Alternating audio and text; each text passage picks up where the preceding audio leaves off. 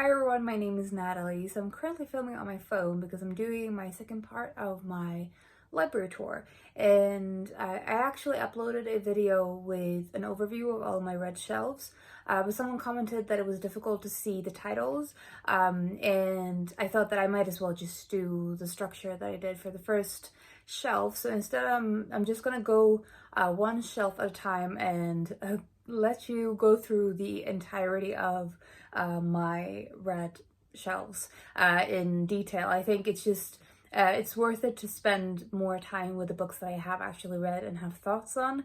I might do a different style for the unread books, but we'll see. I think I might still do a thematic thing for my unread books. This video is my translated fiction slash a few Swedish books, because basically it's the international shelf, and that continues on for the next shelf a little bit, but I will get into that the next video. So let's get on with the books. I hope you enjoy. Bye. I'm currently filming on my phone, and it looks to me like this is actually a better quality, so I think my camera might need the stability of the camera stand to be worth filming on. So I'm just gonna try this. We have The Vegetarian by Hong Kong, and who hasn't read this book?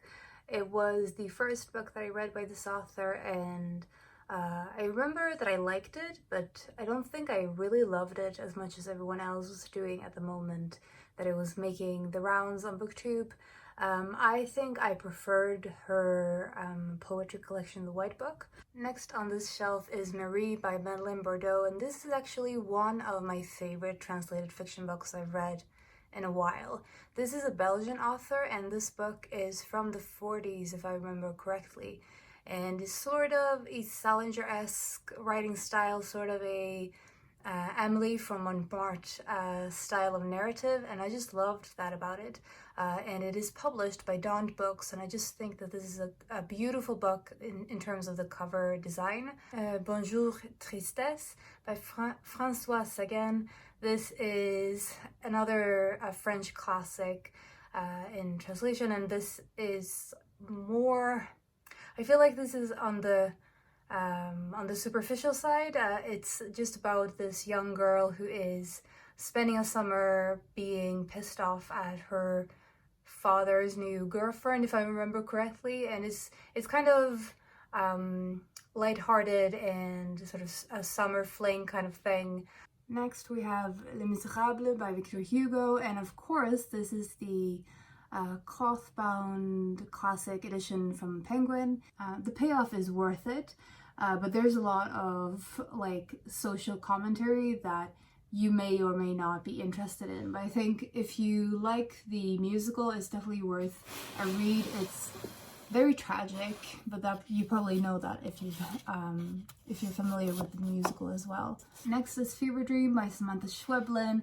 This is, again, a favorite of mine. It's just a really strong reading experience for me, and that was why I sort of fell in love with Samantha Schweblin's writing through this. And I have since read her... I've since read her short story collection as well. Then we have Kitchen by Banana Yoshimoto. It's basically two novellas.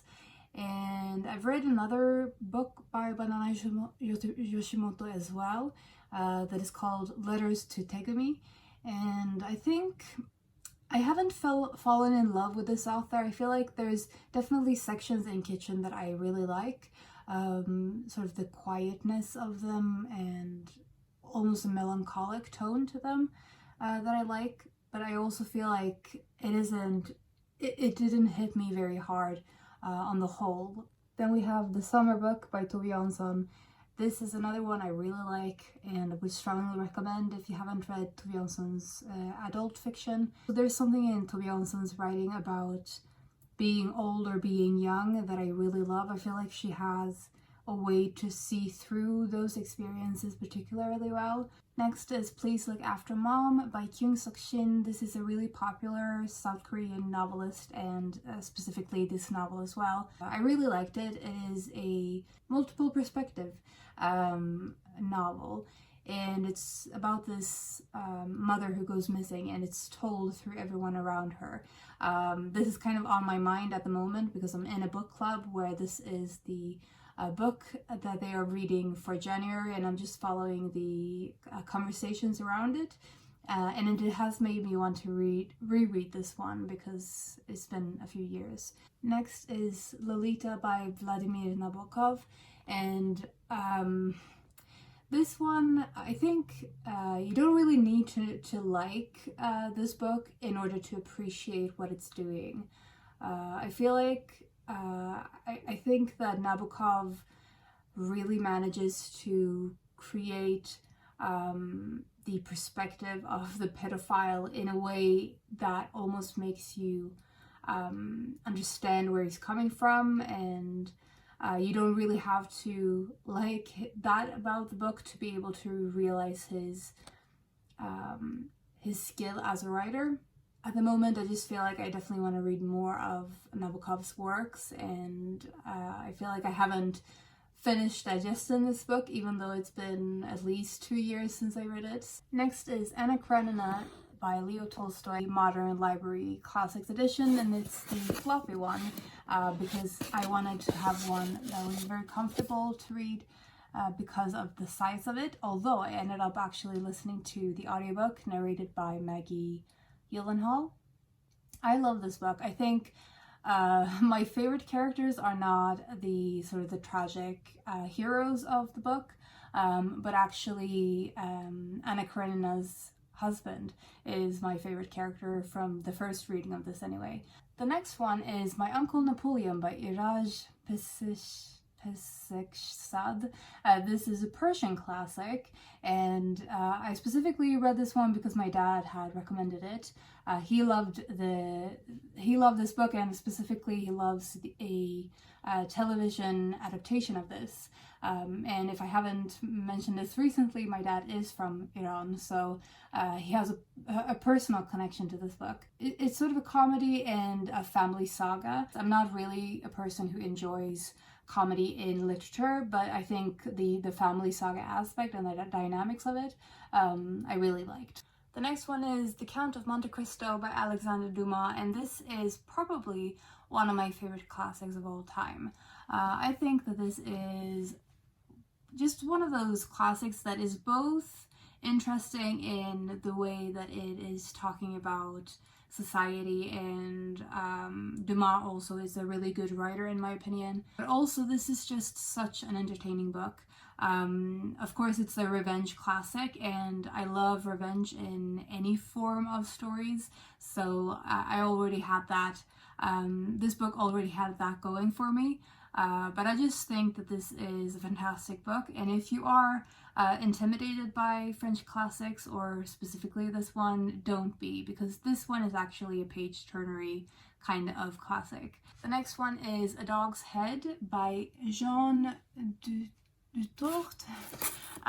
This is a weird one, and I actually originally heard about this through BookTube, but I haven't seen it since I first saw it a few years ago, and it's basically about a human man who has a dog head, and it's a lot about othering and sort of the way people treat you when you look different or when you act different in any way. I think that is a very intelligent look at that, and I really wish that I could read more of this author's work, but I haven't found any other in English translation. So if you know of any other by this author, then please let me know in the comments. Next is The Nutcracker by E.T.A. Hoffman, and this is the German classic that the ballet is originally based on, although I've heard that the ballet also uses the adaptation or the retelling done by Dumas. This is one in the beautiful Penguin Christmas Classics editions. I love the design of them. I didn't love this book. I think I love the whimsy of it, but I didn't really love the author's writing style. Next we have The Naked Eye by Yoko Tawada. This author also has written Memoir of a Polar Bear that is quite popular on BookTube, and she has some other books as well. This is one about a immigrant, and this immigrant can't speak the language in the new country that she's moved to. But she becomes sort of as obsessed of Catherine Deneuve, who is a French actress that I love, and that is one of the appeals for me with this book. I didn't actually end up loving the book overall. I think there's a few passages in it that's really well written, but the overall experience just felt a bit flat to me. The main reasons that I've kept it is the Catherine Deneuve aspects to it. Then we have The Phantom of the Opera by Gaston Leroux, and this is another classic that I think a lot of people are at least familiar with the movie adaptation of it. I really enjoyed the reading experience of this, but there's some things that are kind of problematic about this book in my opinion, or things that made me uncomfortable anyway. But yeah, I enjoyed the gothicness of it anyway, so I still kept it. Then we have The Master and Margarita by Mikhail Bulgakov, and this is again a favorite of mine. I think that this is an absolutely fantastic book, and I am looking forward to rereading it hopefully soon, and also really want to read more of Bulgakov's writing. But this one is sort of I don't really know if I would call it magical realism because it's too nonsensical and fabulous to be just magical. But it's kind of a topsy-turvy world where the devil has come down to earth, and I'm sure that there's a lot of political background to it that I didn't pick up on because I don't really have that deep of a knowledge of Russian history, so that is something that I definitely would like to read more of, or sort of research more of before returning to this book. Then we have Suite Française by Irène Nemirovsky, and this is another really popular one, and as you can see I have the movie edition cover thing of a movie that I haven't watched. So I think that this is a sprawling portrait of the Second World War. In giving the kaleidoscope of experiences of the war, I remember that being really successful. I don't really have a strong emotional reaction to this book, or at least that isn't something that I strongly remember. But I think in terms of its writing qualities, I remember that I was quite impressed by it. Then we have The Shadow of the Wind by Carlos Ruiz Zafon, and this is one of the earliest literary fiction books that I ever read, especially in English. It's a book about books, and who doesn't love that? And I remember just loving the depth of it and sort of how many stories were involved in the overall plot of this book. Then we have a Swedish book by Jonas, Jonasson, a 100-year-old man who climbed out the window and disappears. It's just an exact translation of the Swedish title, and this is a historical fiction book basically because it's about an old person going back in time and telling his story, and he meets a lot of influential people. I remember just really enjoying the experience of reading this, and it's been quite a while since I read it, so I don't know if I would feel the same about it now that I did then. But I did find it a really fun reading experience. Then we have Colloidal by Karin Boye. I've talked about this book a lot. This is a very nondescript cover, but it is a Swedish dystopian classic by a author that is local to me. I love this book and I love this author, and it has, in November last year, it came out in a Black Spine edition in the English translation. So I would highly recommend this book. If you're looking for any book to read, a Swedish book in translation, I would strongly recommend this one. I just think it's fabulous, and if you love books like 1984, it's definitely one to add to your list. Then we have this one that is again a nondescript thing. It's Karin Boye's, it's actually a volume of 3 of Karin Boye's things, so Karin is included in this one, but the reason I have kept it is for her debut novel that is called Astarte. Kind of a weird one that I don't really know how to describe. and I don't feel like I really got it, so it's one that I definitely need to reread as well.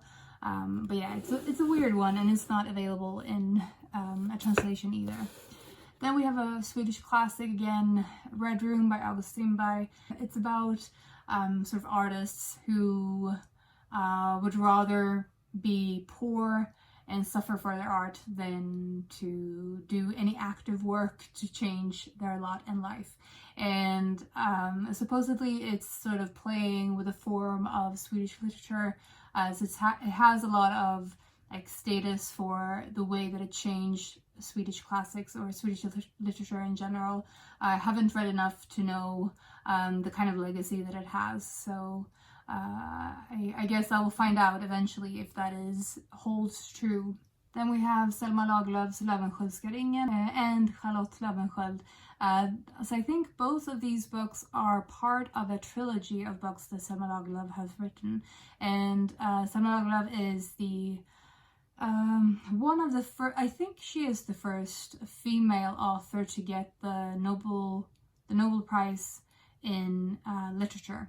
Löwenskiöldska ringen is a ghost story, and the second book, Charlotte Löwenskiöld, is it's a character study of a woman who is misunderstood to be unfaithful to her fiance, or sort of they're destined to be married, and due to some misunderstandings she ends up becoming an outcast in the society where they live because of her being a woman and not really fitting in with the gender norms of the time.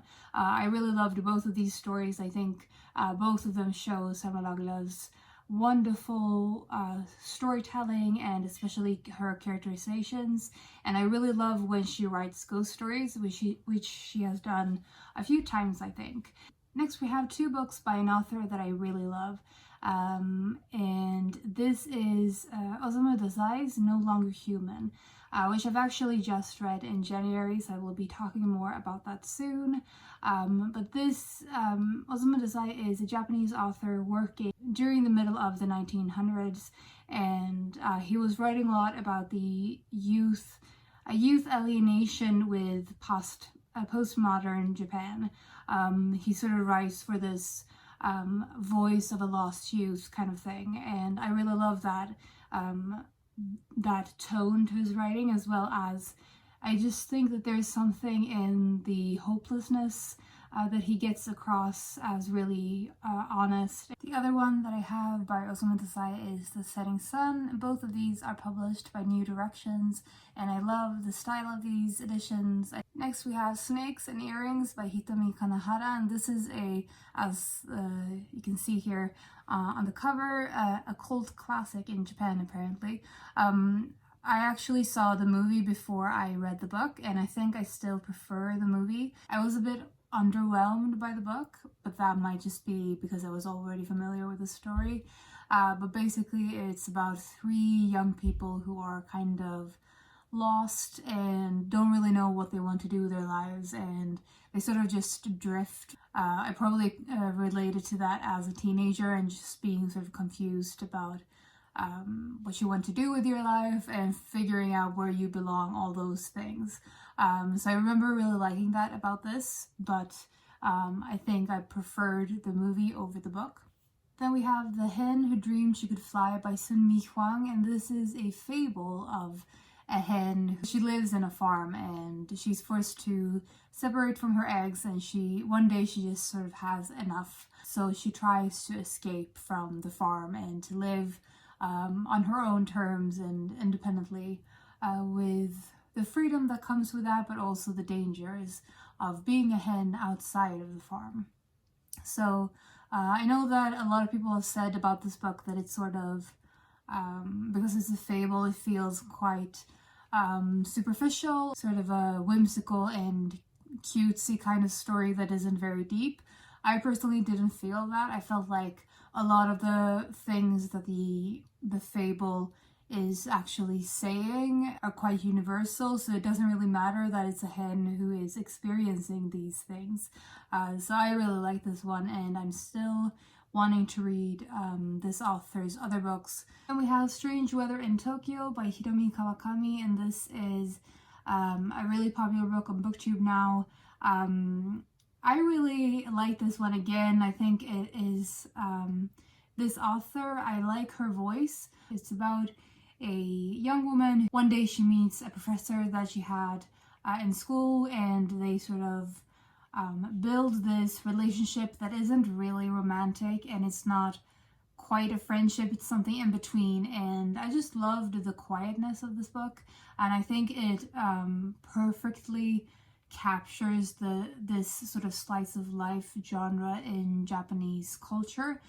There's a lot of movies and anime and Japanese TV shows as well that have this air of almost magical about the everyday, and the way that they frame these stories that I love. And I think this book perfectly encapsulates that. The next one is a similar situation, The Guest Cat by Takashi Hiraide, and this is an author who's actually originally a poet, and I think you can tell in his writing as well.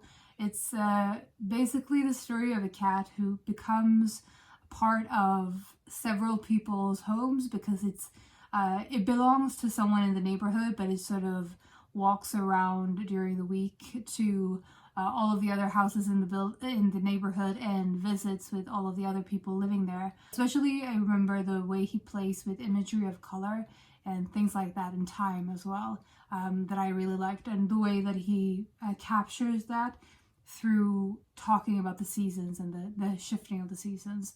Then we have Kokoro by Natsume Soseki. This is a Japanese classic from the beginning of the 20th century, and this is also a classic that came out, I think, around the time that Japan was really changing quite severely. This is actually a book that I was reading right around the time that I started my channel. I didn't actually love it. I think I could probably appreciate it for its classic stand in Japanese literature, but as a story on its own, it just didn't do much for me in comparison to some of the other Japanese books I've read. The last books that I have on this shelf are all Murakami. So this is the Windup Bird Chronicle, which is probably my favorite. I think this was also the second to last Murakami book that I read.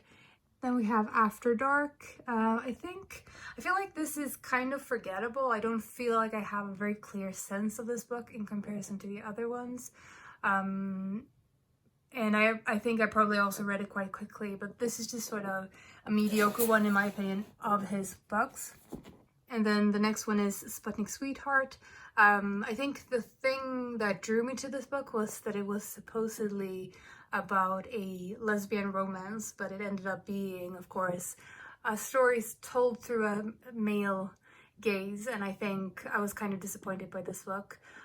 Although I think I probably liked it more than After Dark. The last book on this shelf is Norwegian Wood, and again, I think this was one that I really liked when I first read it, but it's been a lot of years since I read this, so I don't really know how I would feel about this one or Murakami in general. I don't feel like I would necessarily get on with some of the things that he does in his books. So that is the translated literature bookshelf after my organization, and I will continue on to make this library tour one shelf at a time to really go deep into my collection. So I hope you enjoy.